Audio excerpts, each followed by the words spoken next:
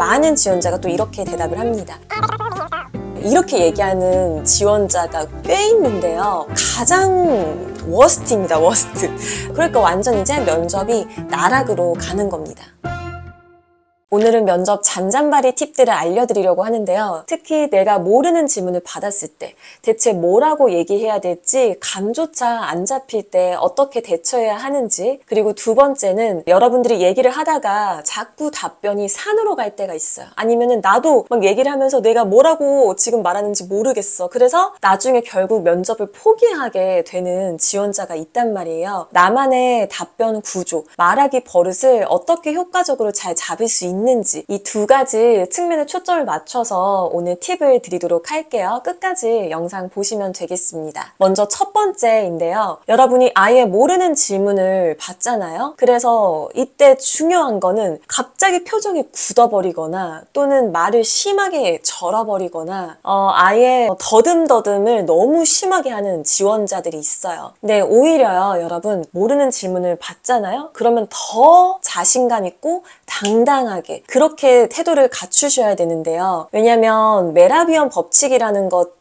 많이 들어보셨을 거예요. 이 메라비언 법칙에 따르면요, 상대방의 이미지가 시각과 청각에 있어서 가장 크게 좌우된다는 커뮤니케이션 이론이잖아요. 상대방으로부터 받는 시각 정보가 55%, 그리고 청각이 38%, 나머지 딱 7%만이 내용을 차지한다는 거예요. 그러니까 우리가 이미지를 형성할 때에는 어떤 답변의 내용보다는요, 말을 할 때 태도나 눈빛, 표정, 음성이 훨씬 더 큰 비중을 차지한다는 거예요. 저는 이거를 면접관을 하면서 정말 뼈저리게 느꼈는데요. 왜냐하면 일단 지원자가 말을 술술술 하잖아요. 그러면은 우리는 그 답변을 너무 집중해서 듣기보다는 저 친구의 말할 때 표정과 눈빛이 완전 확신에 차 있구나, 또는 지금 이야기할 때 음성이 굉장히 안정적이구나 하면서 이 친구의 전체적인 분위기와 이미지, 아우라에 압도가 된단 말이죠. 근데 오히려 반대로 말을 할 때 너무 절거나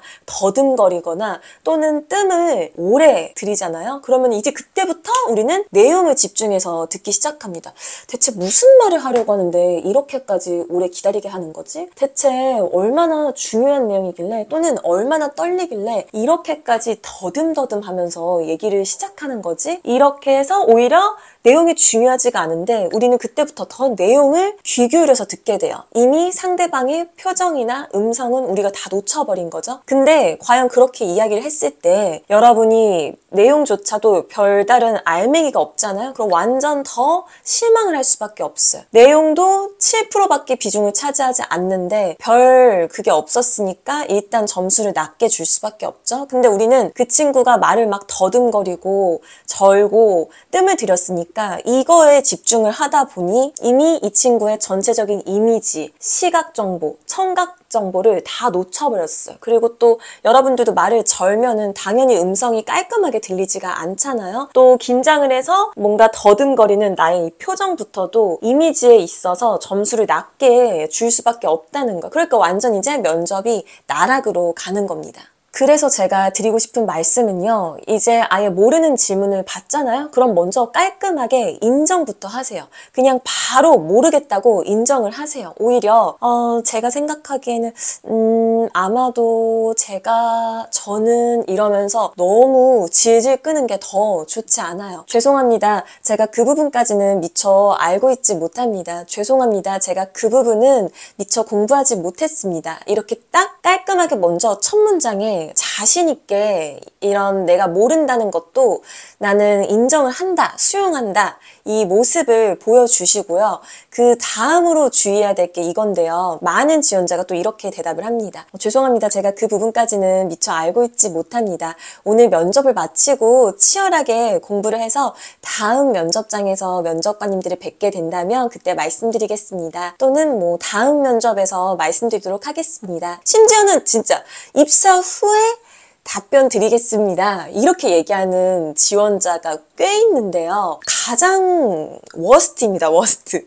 왜냐하면 여러분들도 한번 생각을 해보세요. 일단 답변을 못했죠. 일단 모르는 부분이잖아요. 인정한 건 좋았는데 몰랐는데 자기 마음대로 일단 합격을 해서 그 다음에 우리한테 이제 얘기를 해준다고 하는 거죠. 이게 사실 면접관의 입장에서 듣기에는 조금은 거만하게도 느껴져요. 그래서 이렇게 하지 마시고요. 일단 이게 지금 워스트였잖아요. 베스트는 뭐냐면 그날 그 면접장에서 해결을 하려는 지원자예요. 그러니까 내가 이 면접장을 떠나기 전까지 면접관이 물어본 사항에 대해서 어떻게 해서든 답변하려는 태도가 정말 베스트입니다. 그러면 베스트는 어떻게 답변을 해야 하냐면요. 죄송합니다. 제가 미처 그 부분까지는 아직 생각을 해보지 않았습니다. 조금만 시간을 주신다면 잠시 뒤에 말씀드리도록 하겠습니다. 또는 면접관님한테 깔끔하게 양해를 구하세요. 잠시만 더 시간을 주신다면 제가 면접 마치기 전에 말씀드려도 괜찮을까요? 이렇게 여쭤보세요. 그럼 당연히 그러세요. 시간 가지시고 이따 다시 여쭤볼게요. 면접관님들도 그러면은 다음 질문을 먼저 하기도 합니다. 당연히 뭐 조금 이따가 얘기를 한다고 하는데 그거에 있어서 너무 안 좋게 바라보지는 않는단 말이에요. 여러분은 조금 이따가 얘기를 한다고 해서 그만큼의 시간을 벌고 면접 마치기 전에 다시 한번 그 답변을 드리면 되고요. 아니면 정말 내가 아예 막 모르겠어. 여러분들이 대체 뭐라고 얘기해야 되는지 모르겠다. 나는 질문의 의도조차도 좀 파악이 안 됐다 싶으면요. 그러면은 딱 이렇게만 말씀하시면 됩니다. 죄송합니다. 제가 그 부분까지는 미처 알고 있지 못합니다. 오늘 면접을 마치고 바로 숙지하는 시간 갖도록 하겠습니다. 면접 끝나고 공부한다고 하세요. 다음 면접에서 말씀드리겠다고 말을 하지 말고요. 이런 태도가 왜 중요하냐면 여러분들이 실제 회사 생활을 할 때도 모르는 부분이 분명 많을 거예요. 그러면 혼자서 매뉴얼을 보고 공부하는 시간을 갖겠죠. 이미 나는 그런 태도를 가진 사람이다. 혼자서 숙지하는 시간을 갖겠다. 이렇게만 충분히 말해도 면접관님들께서도 괜찮게 넘어갈 수가 있습니다. 왜? 아까 메라비언 법칙에 따르면 우리 시각이 55%, 청각이 38%, 나머지 단 7%, 내용만이 정말 작은 비중을 차지하고 있기 때문이요. 뭐 그렇다고 진짜 10문제를 물어봤는데 10개의 질문에다가 모두 다 이렇게 답을 하면 안 되겠죠. 하지만 한두 가지 질문에 있어서 특히 내가 모르겠는 시사상식 부분에서는 여러분들이 요 정도로만 내가 혼자서 공부하는 시간을 가지겠습니다 하고만 넘어가줘도요. 오히려 당당하고 자신감 있게 얘기하면은 그래 뭐 내가 너무 어려운 거 물어봤나 하고 오히려 확신 있는 태도에 압도당하고 다른 질문을 할 수가 있어요. 그러니까 쫄지 않는 게 포인트입니다. 그리고 두 번째 방법인데요. 말을 하면서 자꾸 말이 산으로 가거나 나도 얘기를 하면서 무슨 말을 하는지 모르겠고 흐름을 놓쳐버리는 지원자가 많은데요. 다 각자만의 어떤 말하기 버릇이라는 게 있어요. 저도 있고요. 그 흔히 쪼라고 하죠. 자기만의 말버릇 쪼가 있는데요. 이거를 고치기 위한 아주 유용한 앱이 있어요. 클로바 노트라는 앱인데요. 오늘 영상 보자마자 지금 바로 다운을 받고 활용해 보시길 바래요. 클로바 노트 앱에다가 녹음을 하면요. 이 녹음이 음성이 바로 문자로 전환이 됩니다. 이걸로 어떻게 여러분의 말버릇을 잡을 수가 있냐면요. 여러분들도 모의 면접을 할 때 촬영을 할 거예요. 영상 촬영하시고 보잖아요. 그래서 이거를 보면서 내가 말할 때 표정이 이렇구나, 자세가 어떻구나, 답변 내용이 조금 이 부분에서는 많이 막혔네 보면서 판단하시잖아요. 좋아요. 왜냐면 일단 우리 말할 때 이 시각, 청각적인 부분 중요하니까요. 근데 말버릇을 잡으려면요. 보는 것만으로는 부족해요. 듣는 걸로도 부족하고요. 왜냐면 인간은 시각 중심의 동물이기 때문입니다. 여러분들도 시각화라는 말 많이 들어보셨을 거예요. 성공한 사람들은 매일같이 일어나서 자기 꿈을 10번, 50번, 100번을 쓴다. 또는 내가 쓴 꿈을 직접 눈으로 보면서 한 번 더 말로 내뱉는다. 아니면은 이런 벽에다가 자신이 살고 싶은 집이나 차를 막 붙여놓고 매일같이 그걸 보면서 이미 그 꿈을 이뤄낸 자신의 모습을 더 구체적으로 상상한다. 이런 시각화라는 말 정말 많이 들어보셨을 거예요. 그쵸? 이 시각화가 자기개발, 자기관리책에서 빼놓지 않고 나오는 이유가요. 뇌과학이랑도 연결이 되어 있는데요. 왜냐하면 나의 꿈을 그냥 생각만 하는 게 아니라 눈으로 보고 또 그거를 무의식에 의식적으로 남겨서 내가 하루를 보내거나 삶을 살아갈 때 그 방향으로 나도 모르게 더 닮아가려고 바꿔가려고 노력을 하면서 살게 된다는 거죠. 그래서 성공한 사람들은 꼭 이 시각화하는 작업을 해야 한다고 말하는데요. 똑같아요. 말하기도요. 내 말하는 버릇을 잡으려면 여러분들은 여러분의 말을 눈으로 봐야 합니다. 이 아까 제가 말한 클로버 노트 앱의 음성 녹음을 하면 바로 문자로 전환이 된단 말이에요. 꽤 빠른 시간 내에 돼요. 그래서 앞으로는 답변을 할 때 이 클로버 노트 앱을 켜고요. 녹음 버튼을 누르고 혼자서 얘기를 해봐요. 즉석 답변을 해보는 게 훨씬 더 자신의 말버릇을 파악하기 좋아요. 그럼 녹음을 끝내면 정지 버튼을 누르잖아요. 그럼 바로 그게 이제 문자로 전환이 돼요. 이때 중요한 거는 내가 그거를 눈으로 보면은 확실하게 보여요. 내가 서론, 쿠션 멘트가 너무 길구나. 내가 두 갈씩으로 전혀 얘기를 못하는구나. 보니까 때문에라는 말을 정말 많이 쓰네.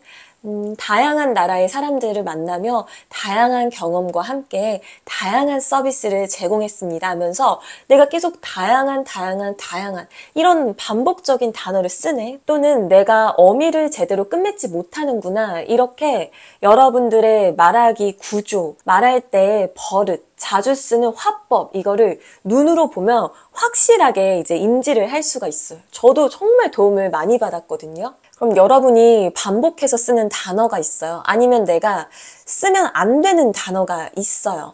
이거를 한번 눈으로 보면은 훨씬 이제 그 다음번에 얘기를 할 때 일단 뇌가 눈으로 시각으로 보면서 확실하게 인지를 했잖아요. 그래서 조심하게 돼요. 한 번 얘기하려다가도 약간 멈칫하게 되고요. 한 번 더 숙고를 한 다음에 이야기를 꺼낼 수 있게 됩니다. 일단 이 첫 번째, 이 메타인지 단계가 너무 중요해요. 면접에서 두 갈씩 결론부터 얘기해야 된다는 게 중요하다는 거는 이미 다 알고 계실 거예요. 근데 막상 녹음을 해서 보잖아요. 내가 한 답변을 눈으로 보면 두 갈씩으로 말을 하지 않고 있다는 게 확실하게 보일 거예요. 그러면은 두 갈씩 훈련 방법도 여러분들이 앞으로 연습을 하셔야겠죠. 이거는 오늘 영상 시간 관계상 제가 다음에 영상에서 말씀드려야 될 것 같은데요. 그럼 어떻게 하셔야겠어요? 지금 당장 구독, 좋아요 눌러주셔야겠죠? 그래서 이 두 가지 훈련 방법은 다음 영상에서 알려드리도록 하고요.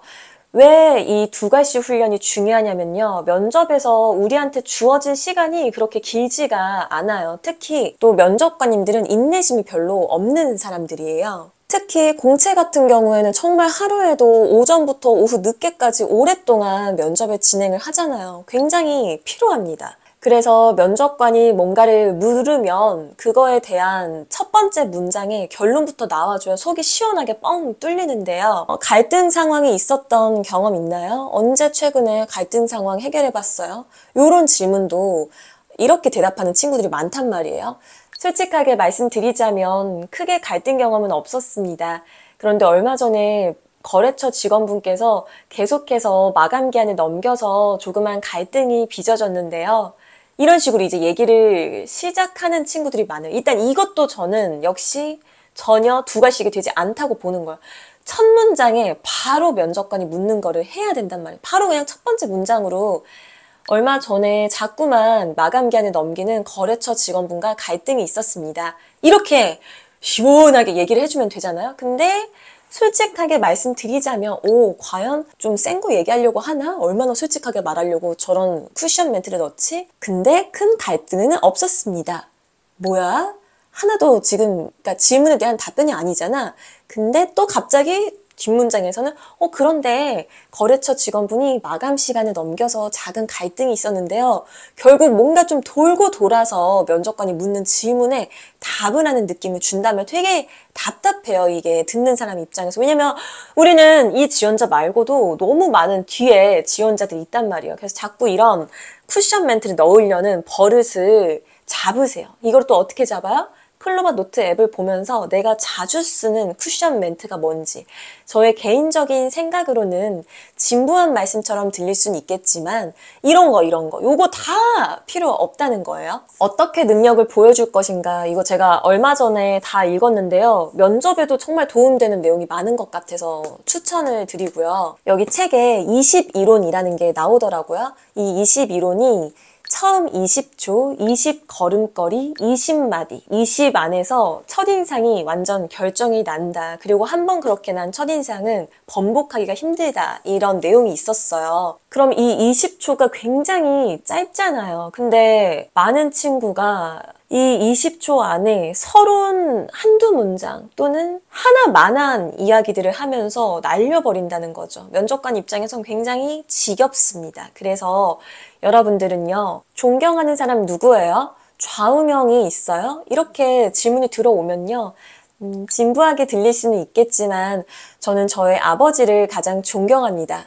이렇게 하지 말라는 거예요. 진부하게 들릴 수도 있지만 요거 아예 그냥 다 빼버리고요. 저는 저의 아버지를 가장 존경합니다. 또는 저는 주말에도 휴일에도 매일 아침 5시에 일어나서 가게에 출근을 하는 저희 아버지를 존경합니다. 이렇게 바로 첫 문장의 본론부터 꺼내주시라는 거예요. 저의 개인적인 생각으로는 안전에 있어서 기체 결함보단 인적 요소가 더 크다고 생각합니다. 이렇게 개인적인 생각, 어차피 내가 지금 내 생각에 얘기하고 있는 거잖아요. 그러니까 이런 거 다 필요 없어요. 이거 다 빼버려. 그냥 바로 또 역시 기체나 기술적인 부분보다는 사고를 예방하기 위해선 인적 요소가 훨씬 중요합니다. 이렇게 얘기를 하면 됩니다. 솔직하게 말씀드리자면 이것도 할 필요가 없는 게 지금 어차피 면접에서 솔직하게 말하고 있는 태도로 보여야 될 거 아니에요. 그러면 뭐야, 지금까지 얘기한 건 솔직한 거 아니었어? 좀 말이 이상하잖아요. 그러니까 그냥 다 하나만한 요런 멘트 자꾸 입에 붙이시지 마시고요. 오히려 침묵하세요. 이런 말을 붙이는 거는 하나만한 요 쿠션 멘트로 내가 자꾸 생각할 시간을 버는 거예요. 저도 그 심정은 이해는 해요. 근데 오히려 여러분이 침묵을 하잖아요. 그러면은 면접관들이 기다립니다. 그리고 그 침묵으로 순식간에 이 면접장의 호흡과 분위기, 페이스를 나한테로 끌고 오는 거예요. 제가 지금 침묵을 했잖아요. 여러분들 뭐야, 다음번에 무슨 얘기를 할까 더 기다리게 되잖아요. 요것도 면접관 말 딱 끝나자마자 바로 답 안 해도 돼요. 하고 얘기를 하면 됩니다.